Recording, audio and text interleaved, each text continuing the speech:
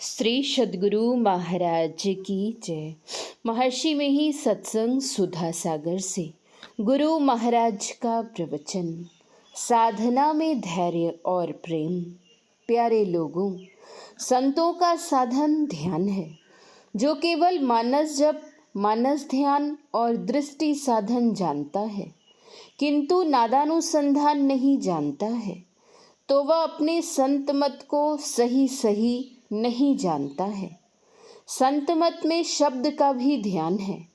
शब्द ध्यान के सहित मानस जप, मानस ध्यान और दृष्टि साधन भी है। वह पूरा संत मत है। शब्द से ही सारे संसार का पसार होता है। शब्द से ही संभाल होती है। शब्द से ही मनुष्य बनता है। जितने विद्यालय हैं, सब में शब्द की शिक्षा है।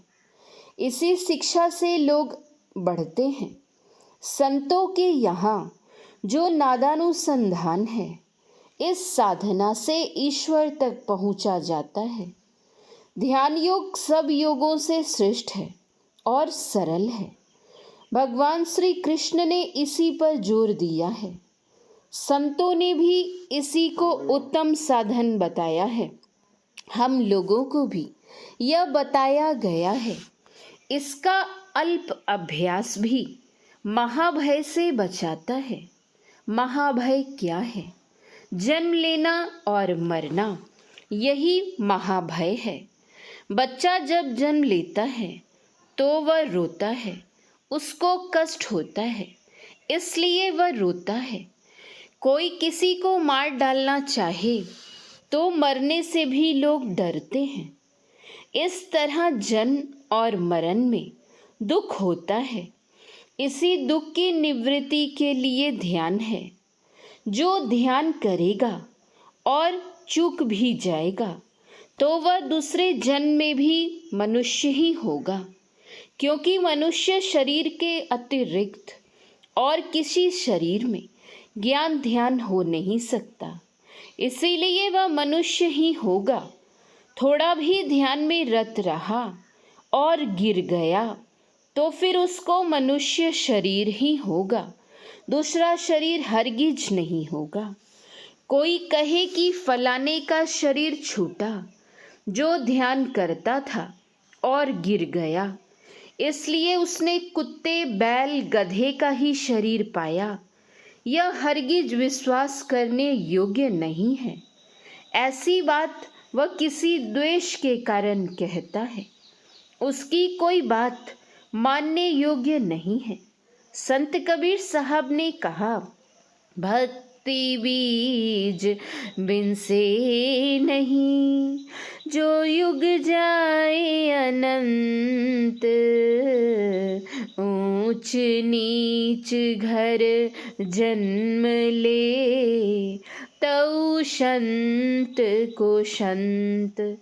नीच कुल में जन्म लेने की बात इसलिए कही गई है कि उससे कुछ चूक हो गई होगी। डॉक्टर अंबेडकर मेहतर थे और जगजीवन राम चमार हैं। फिर भी डॉक्टर अंबेडकर श्रीमान थे और जगजीवन राम भी श्रीमान हैं।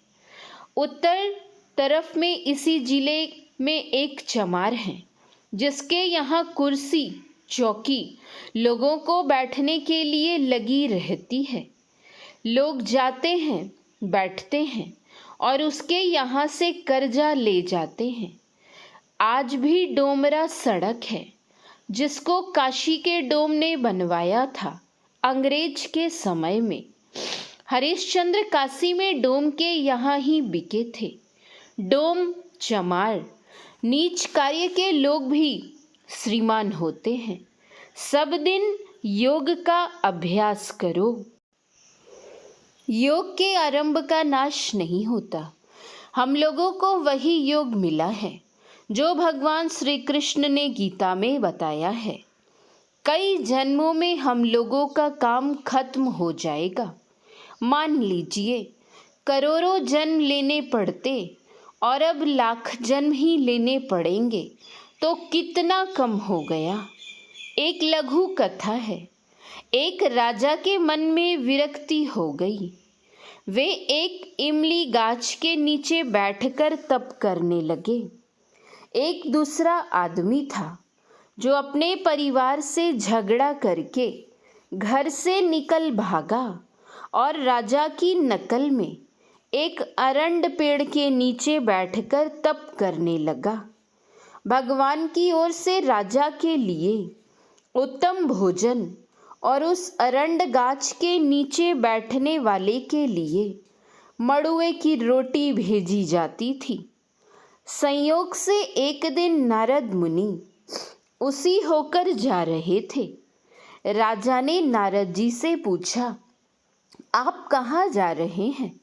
नारद जी ने कहा, मैं विष्णु लोक जा रहा हूँ।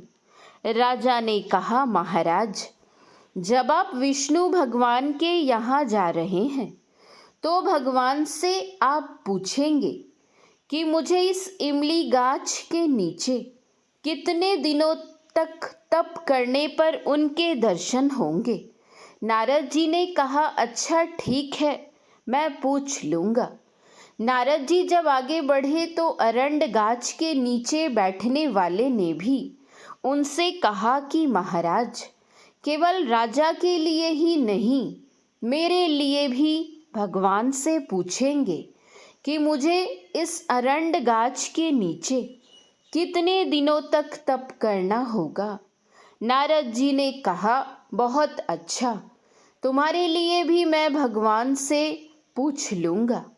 नारद जी जब भगवान विष्णु के पास पहुँचे तो भगवान विष्णु से उन्होंने पूछा कि भगवान, एक राजा इमली गाछ के नीचे बैठकर तप कर रहा है और एक दूसरा आदमी अरंड गाछ के नीचे बैठकर तप कर रहा है। दोनों ने पूछा है कि हम लोगों को भगवान के दर्शन के लिए कितने दिनों तक तप करना होगा। भगवान विष्णु ने कहा, इमली के वृक्ष में जितने पत्ते हैं उतने वर्षों तक राजा को तप करने के बाद मेरे दर्शन होंगे, और अरंड गाछ के नीचे जो बैठा है, अरंड वृक्ष में जितने पत्ते हैं उतने वर्षों तक उसको भी तप करना होगा, तब मेरे दर्शन होंगे। नारद जी जब भगवान विष्णु के यहाँ से वापस लौटे तो पहले अरंड वृक्ष वाले से भेंट हुई। नारद जी ने उससे कहा, इस अरंड वृक्ष में जितने पत्ते हैं उतने वर्षों तक तुमको यहाँ तप करना होगा, ऐसा तुम्हारे लिए भगवान विष्णु ने कहा है। वह आदमी जब अरंड पत्तों को देखने लगा तो बहुत पत्तों को देखकर वह घबरा गया और यह कहकर चल दिया कि इतने वर्षों तक कौन तप करे, इससे तो अच्छा है कि घर का झगड़ा ही सही, घर ही में रहेंगे। वह अपना घर वापस हो गया। जब नारद जी राजा के पास पहुँचे तो राजा ने बड़ी आतुरता से पूछा कि महाराज, मेरे संबंध में भगवान से जानकारी ली थी?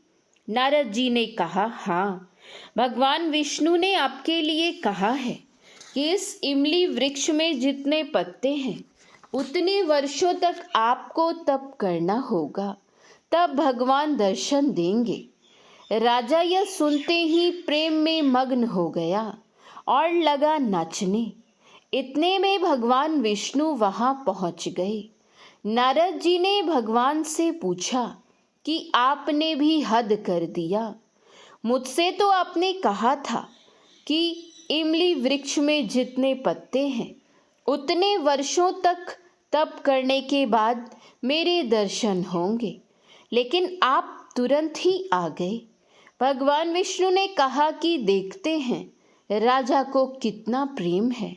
इनके प्रेम के वशीभूत होकर ही मैं अभी तुरंत यहाँ आया।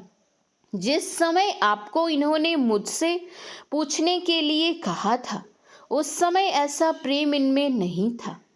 हम लोगों को भी खुश होना चाहिए कि जैसे इमली वाले का काम खत्म हुआ उसी तरह हम लोगों का भी होगा। गुरु महाराज की दया से हम लोग जन्म मरण से जल्दी छूट जाएंगे। बिना प्रमाण के किसी की बात को नहीं मानिए। श्री सद्गुरु महाराज की जय।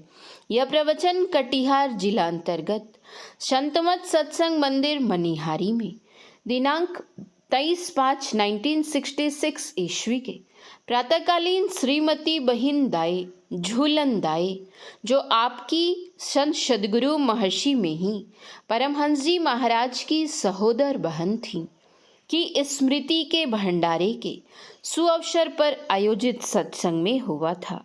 श्री सद्गुरु महाराज की जय। सत्संग योग भाग 4 से गुरु महाराज की वाणी। नादानुसंधान में पूर्णता के बिना परम प्रभु सर्वेश्वर का मिलना व पूर्ण आत्मज्ञान होना असंभव है। बिना गुरु भक्ति के सुरत शब्द योग द्वारा परम प्रभु सर्वेश्वर की भक्ति में पूर्ण होकर अपना परम कल्याण बना लेना असंभव है। कबीर पूरे गुरु बिना पूरा शिष्य न होए, गुरु लोभी सिस लालची दूनी दाझन होए। कबीर साहब जब कभी पूरे और सच्चे सद्गुरु मिलेंगे तभी उनके सहारे अपना परम कल्याण बनाने का काम समाप्त होगा। पूरे और सच्चे सद्गुरु का मिलना परम प्रभु सर्वेश्वर के मिलने के तुल्य ही है। जीवन काल में जिनकी सूरत सारे आवरणों को पार कर शब्दातीत पद में समाधि समय लीन होती है और पिंड में बरतने के समय उन्मुनी रहनी में रहकर सार शब्द में लगी रहती है, ऐसे जीवन मुक्त परम संत पुरुष पूरे और सच्चे सद्गुरु कहे जाते हैं। श्री सद्गुरु महाराज की जय। श्री सद्गुरु महाराज की जय। श्री सद्गुरु महाराज की जय।